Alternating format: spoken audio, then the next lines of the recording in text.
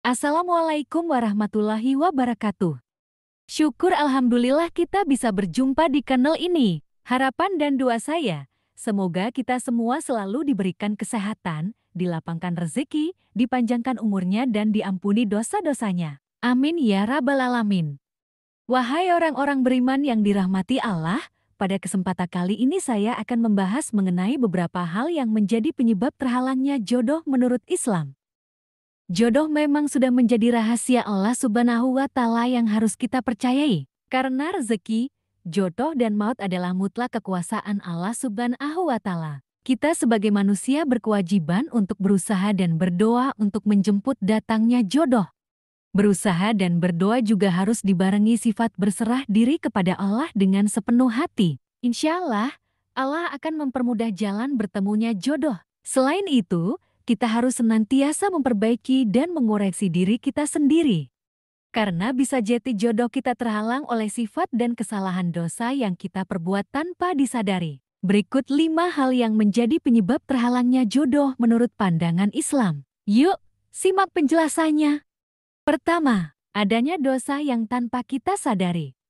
Sebagaimana manusia tentu saja pasti seringkali membuat dosa yang mungkin tanpa kita sadari bahwa hal tersebut bisa membuat kita dosa. Lalu bagaimana menghapus dosa yang tanpa kita sadar itu? Caranya adalah dengan kita senantiasa berzikir dan beristighfar kepada Allah dengan memohon ampunannya. Dengan senantiasa kita berzikir dan beristighfar, insya Allah Allah Subhanahu wa Ta'ala akan mengampuni dosa-dosa kita. Selain itu, kita harus berhati-hati dalam bertindak agar kita tidak menimbulkan dosa yang bisa menjadi penghalang datangnya jodoh. Kedua, mematok kriteria jodoh yang terlalu tinggi. Memiliki kriteria dalam memilih jodoh boleh-boleh saja, tetapi kita juga harus mawas diri atau sadar diri jodoh yang bagaimana yang cocok dan sepadan dengan diri kita. Apabila kita terlalu mematok kriteria yang terlalu tinggi, bisa-bisa kita tidak akan menemukan jodoh yang kita cari. Ingat bahwa jodoh kita adalah cerminan dari diri kita sendiri. Untuk itu, dalam menentukan kriteria jodoh kita terlebih dahulu harus paham bagaimana diri kita. Sehingga jodoh yang kita cari juga pasti akan kita temukan dengan perlahan-lahan. Ketiga, terlalu berharap yang berlebihan kepada orang lain. Terkadang orang yang sedang dirundung asmara akan berharap lebih kepada orang yang ia cintai. Padahal harapan yang berlebihan akan menjadi penyebab kita sakit hati dan juga menjadi penghalang datangnya jodoh. Berharap kepada orang yang kita cintai dan berharap jati jodoh kita itu merupakan sesuatu yang salah. Berharaplah hanya kepada Allah Subhanahu wa Ta'ala dengan cara kita berdoa dan mendoakannya. Dengan kita berserah diri dan memasrahkan semuanya kepada Allah Subhanahu wa Ta'ala, jodoh pasti akan datang dengan cara yang tidak terduga.